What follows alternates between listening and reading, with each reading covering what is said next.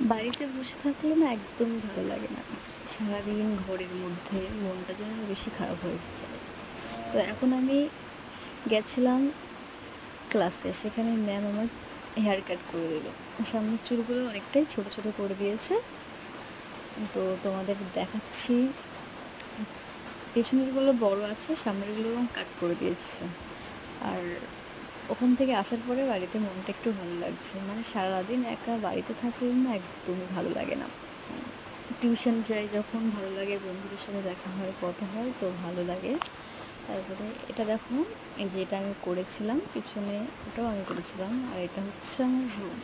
সারাদিন ঘরে এখানেই বসে থাকি কোনো কাজ না থাকলে, পড়াশুনো করি বা কোনো ড্রয়িং করলাম, কিছু করলাম। এই যে এই দুটো আমি করেছিলাম, পরে তোমাদেরকে এটা দেখাবো কেমন হয়ে করেছি। বাচ্চাদের মতনই হয়েছে। আর রাত